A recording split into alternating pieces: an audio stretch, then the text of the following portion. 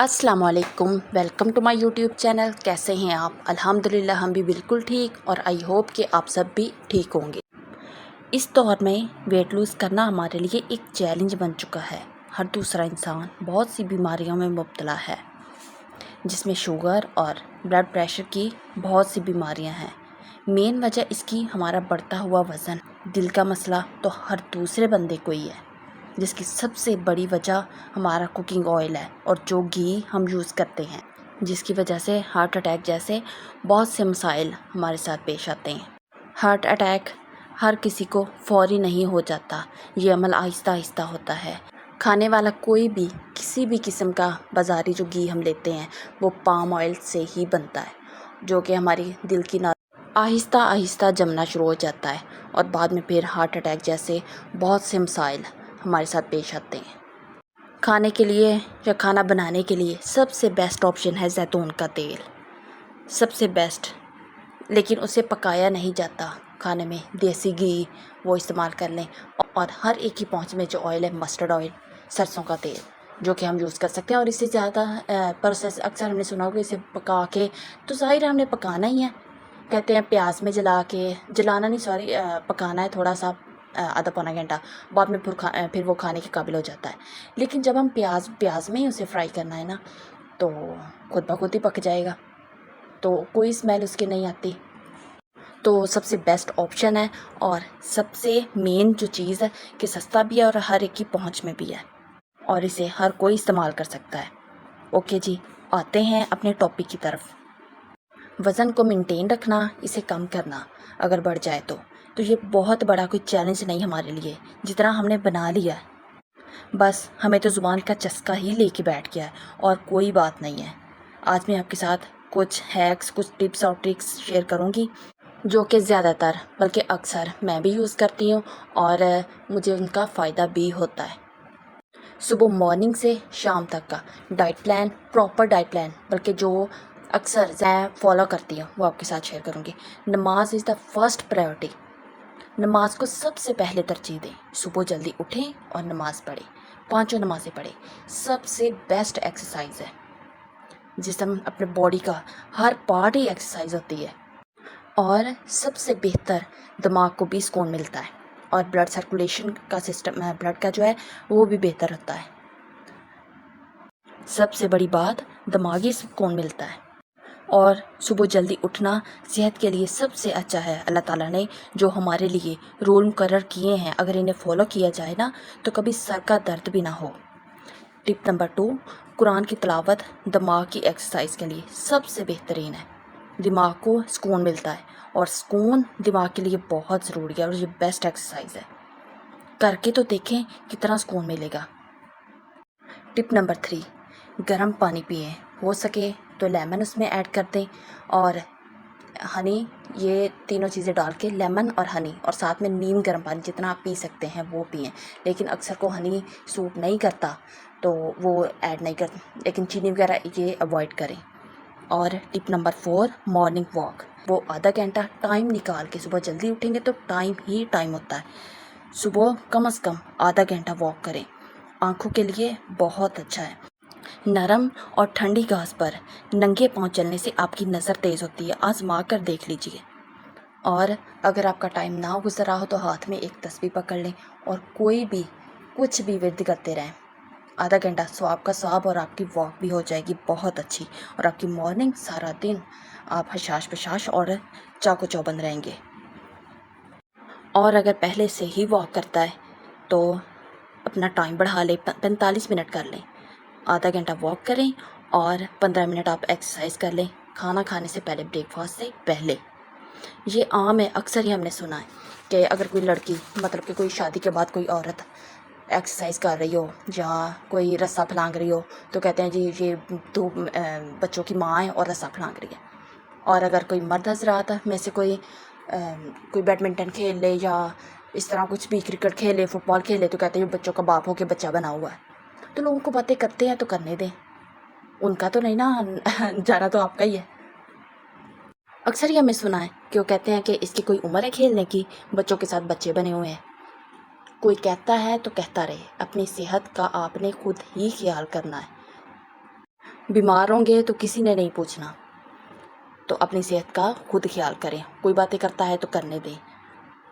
अगर आप 30 से ऊपर हो गए हैं तो अभी भी आपके पास टाइम है, टाइम गुजरा नहीं है। टाइम किसी का इंतज़ार नहीं करता, बस दौड़ ही जा रहा है। ओके जी, पॉइंट नंबर है 6 हमारे पास, हेल्दी ब्रेकफास्ट। तो हेल्दी ब्रेकफास्ट में आप ओट्स खाएं, फ्रूट्स खाएं, खजूरें रात को भिगो के रखते हैं।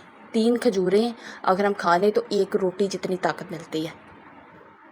तो खजूरें रात को, क्योंकि गर्मी में खजूरों की तासीर गर्म होती है, लेकिन अगर हम रात को भिगो के रख दें तो तासीर ठंडी हो जाती है। तो खजूरें खाएं। और सबसे बेहतर चाय को अवॉइड करें, लेकिन अगर कोई मेरी तरह नहीं छोड़ सकता तो दूध कम डालें और पानी ज़्यादा डालें। सिर्फ एक्टिव रहने के लिए ना चाय पिएं। और सबसे बेहतर है ब्लैक कॉफ़ी, तो ब्लैक कॉफ़ी पिएं। खजूरें खाएं, अंडे खाएं, प्रोटीन पूरा होना चाहिए। और अगर सारा दिन बिज़ी रूटीन है आप लोगों की, सारा दिन बिज़ी रहते हैं, हाउसवाइफ हैं, काम बहुत ज़्यादा होता है, ज़ाहिर भूख भी जल्दी लग जाती है। तो अगर रोटी खानी है तो अगर 2 रोटी खाते हैं तो 1.5 कर दें, आहिस्ता आहिस्ता कम करें, आहिस्ता आहिस्ता, यकदम नहीं। इससे बहुत ज़्यादा नुकसान होता है कि आपने जी पहले 1 रोटी खाते हैं तो यकदम आपने जी छोड़ दिया, तो ज़ाहिर नुकसान तो होना ही है। तो अगर 1.5 रोटी खाते हैं तो 1 खाएं, अगर 1 खाते हैं तो आधी भी आ जाए। आहिस्ता आहिस्ता खाना कम करें तो इंशाल्लाह स्टमक भी जो वो भूख बर्दाश्त करने का आदी हो जाता है। हमने देखा ही है अक्सर कि रमज़ान में जब रोज़े रखते हैं, पहले 2 या 3 रोज़े, और बाद में पता ही नहीं चलता कि हमने रोज़ा भी रखा है। पहले रोज़े जो रखते हैं, 2-3 रोज़े रखते हैं, तब महसूस होता है कि रोज़ा, लेकिन बाद में ज़ाहिर है स्टमक जो हमारा होता है वो आदी हो जाता है। खाना कम खाएंगे ना तो हमारा ही भला है। इससे एजिंग प्रोसेस जो होता है वो रुकता तो नहीं है, लेकिन स्लो हो जाता है। ये नहीं हम कहते कि हम बूढ़े नहीं होंगे, होंगे, लेकिन कौन कहता है कि मैं जल्दी बूढ़ा हो जाऊँ।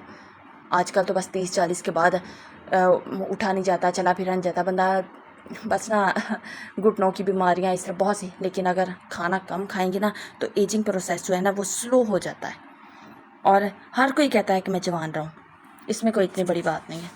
टिप नंबर है 7, no junks, no bakery items, no cold drinks और जो रेडीमेड जूस होते हैं वो अवॉइड करें इन सब से। फ्रेश जूस पिएं। और मिल्क शेक तो इसे भी अवॉइड करें। क्यों हम फ्रूट्स को कुछ ना कुछ उसका बना के पीते रहते हैं, तो ऊपर से शुगर डाल के, जो उसका नेचुरल टेस्ट होता है हम उसे ही इंजॉय करें।